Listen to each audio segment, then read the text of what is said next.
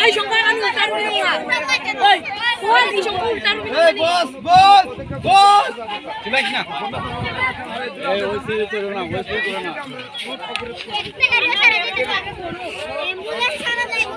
ambulance দিলি দিলি হাতি জ্বালা খাতাম পারি না কালকা খালি বাঘ খাইতাম কইছি এই সময় আয়া পড়ছে আর বাঘ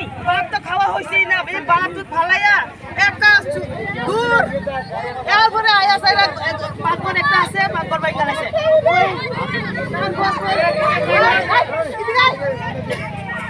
আছে বাঘ খাওয়া খায়া ছইয়া কারণ আবুটার লইয়াই বাঘছে গোটা বাইঙ্গা দিয়া গেছে তাহলে আমরা কেমনে বাঁচবো কোন আমরা এটা ব্যবস্থা লোন স্যার এটার ব্যাপারে আমি ডেলি প্রত্যেকদিন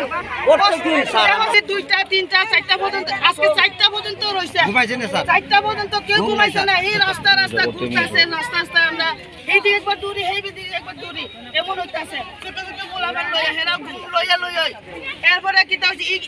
এটা সাইরা আবার ভোর সকালে উঠতে আবার আইন্দা আবার সকালে কাজে যাওয়ার লাগে কাজে গিয়া স্যার এই চোখ মুঞ্জা ফাড়াই লাইছি ইট বাঙ্গা খাই আমরা ডেলি দিন মজুরি তো প্রতিষ্ঠানের কোনো খবর লই না এদিকে মানুষও মাইরা লাইছে আমি এসডিএম সাহেবের সঙ্গে কথা কইছি যে আমরা জ্বালাতে আছি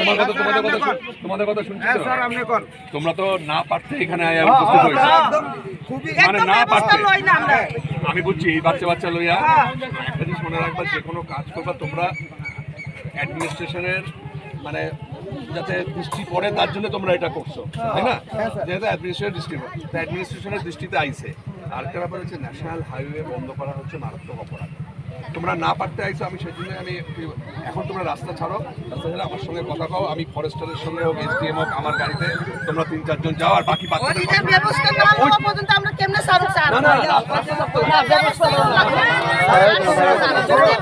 না এখন আমরা দুঃখেতে দীর্ঘদিন ধরে আমরা এই অত্যাচারে আজকে এই পথ অবরোধ করছি মানে একদম বাধ্য হইয়া বন দপ্তর আমরা কোনো কথাই কইতে আসে না দীর্ঘদিন ধরে বেড়ে কিছু কইতে না গাড়ি যাইতে না